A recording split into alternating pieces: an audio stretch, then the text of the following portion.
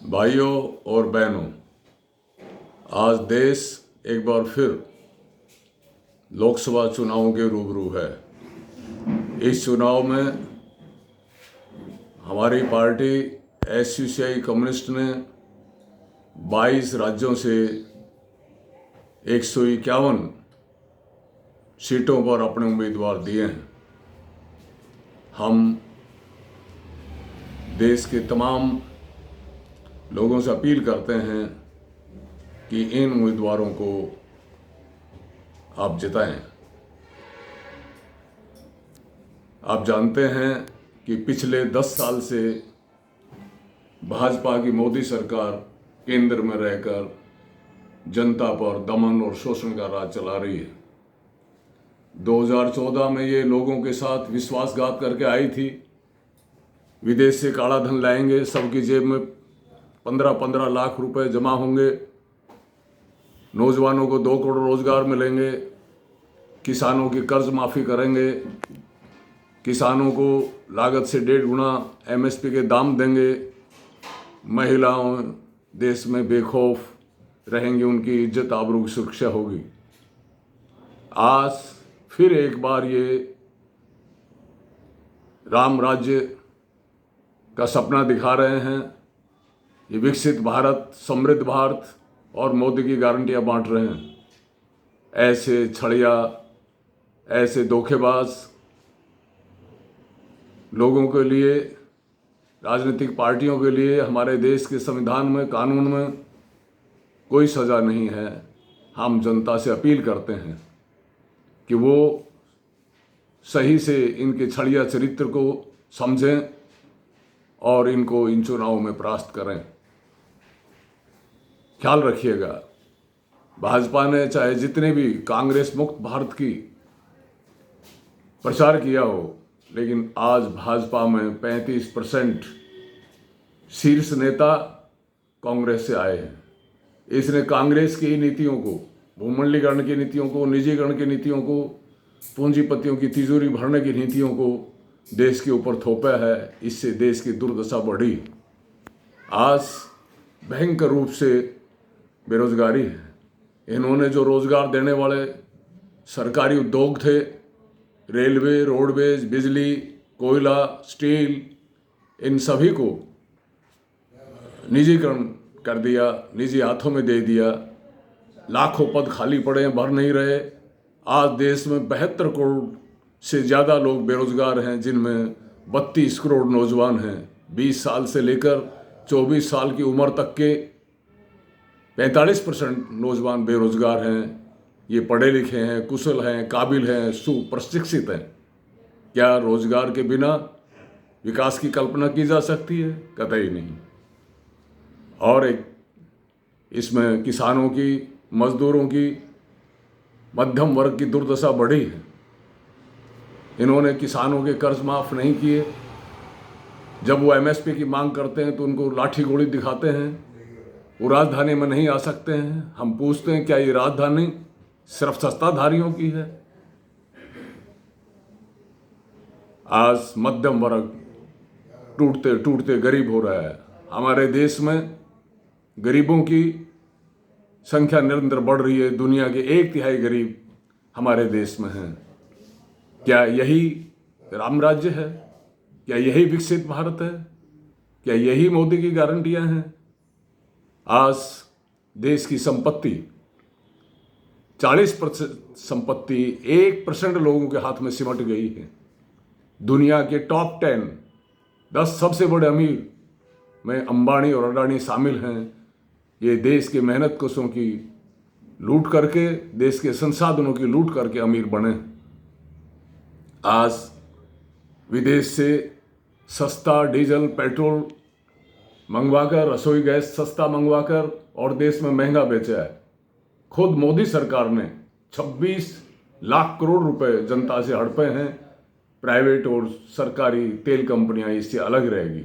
नतीजा ये है कि आज देश के लोग महंगाई में पिस रहे हैं। काले नाग की तरह महंगाई डस रही है। इलाज महंगा है, शिक्षा महंगी है, चारों तरफ भ्रष्टाचार फैला है। जितने दागी जितने भ्रष्टाचारी भाजपा में शामिल हो जाते हैं वो दूध धोए हो जाते हैं, वो पाक साफ हो जाते हैं। ईडी का डर दिखाकर, सीबीआई का डर दिखाकर ये पूंजीपतियों से धन ऐंठती रही है। इलेक्टोरल बॉन्ड, चुनावी बॉन्ड का जो घोटाला है वो देश ही दुनिया का सबसे बड़ा घोटाला है। जो प्रधानमंत्री कहते थे ना खाऊंगा ना खाने दूंगा, आज उसकी भारतीय जनता पार्टी शासन का दुरुपयोग करके पूंजीपतियों को खिला रही है और खुद भी उनसे खा रही है।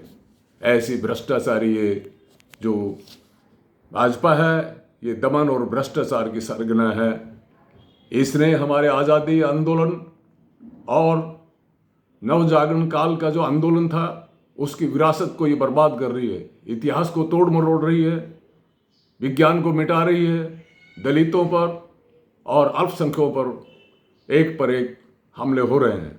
ये जो इसने भी आवाज़ उठाई बीजेपी के खिलाफ, उसी को भी राष्ट्रद्रोह का केस बनाकर जेलों में डालते हैं।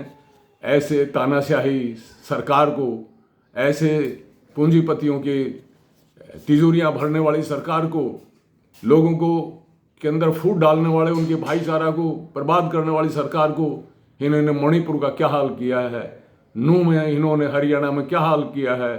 तो ऐसी सरकार को जो सांप्रदायिक तनाव फैलाती है, जो जात पात के नाम पर हरियाणा में 35 और 1 का नारा देकर कलह पैदा करती है, ऐसे तानाशाही फांसीवादी बढ़ावा देने वाली सरकार को एक भी वोट का हक नहीं है। जनता इसको करारी हार दे, इसको परास्त करे, इसको हराए। ख्याल रखिएगा कि हमारे देश में शुरू से ही कांग्रेस पावर में रही है। कांग्रेस ने भी अपने राज्य में किसान मजदूरों के आंदोलनों का दमन किया, पूंजीपतियों की तिजोरियां भरी। इसने देश पर 19 महीने की काला इमरजेंसी राज थोपा।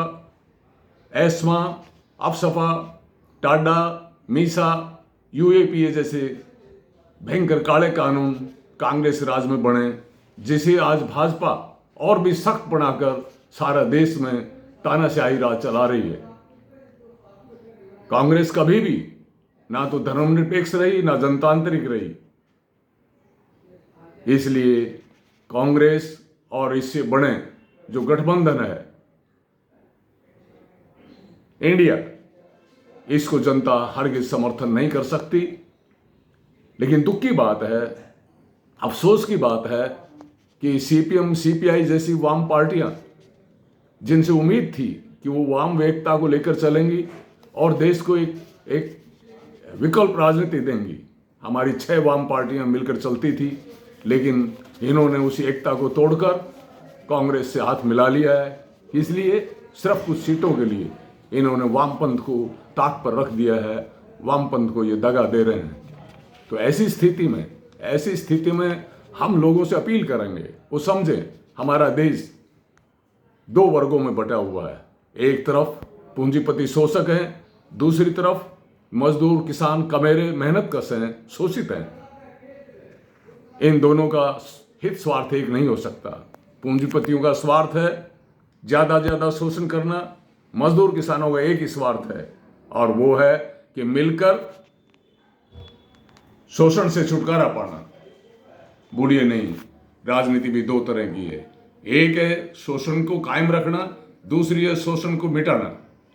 इन पार्टियों के नाम बेशक अलग अलग हों, इनके झंडे बेशक अलग अलग हों, इनके नारे बेशक अलग अलग हों, लेकिन इनकी राजनीति एक ही है।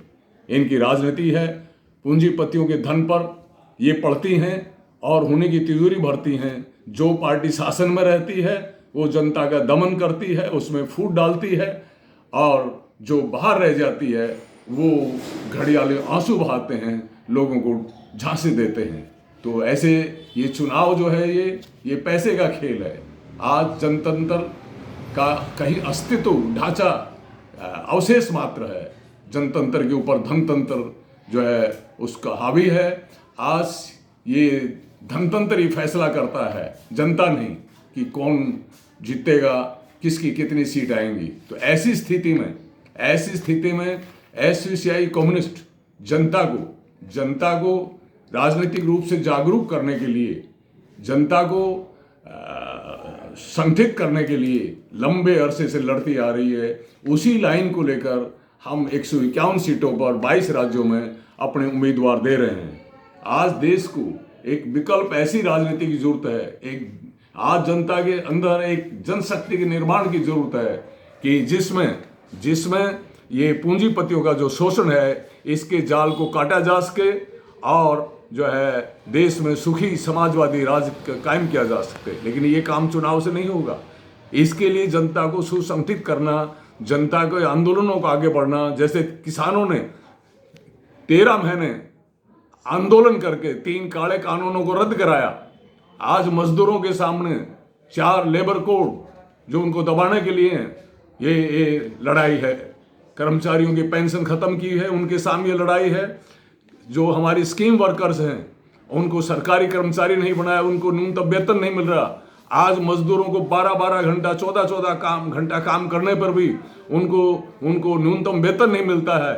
तो ऐसी स्थिति में देशवासियों को, हमारे माँ बहन बेटियों की भी इज्जत को जगह जगह हमले हो रहे हैं। आज नागरिक की लूट हो रही है, कत्लेआम हो रहा है। तो इन सारे सवालों को लेकर देश में जन आंदोलनों की लहर खड़ी करना, इसी के माध्यम से देश में बुनियादी परिवर्तन आ सकता है।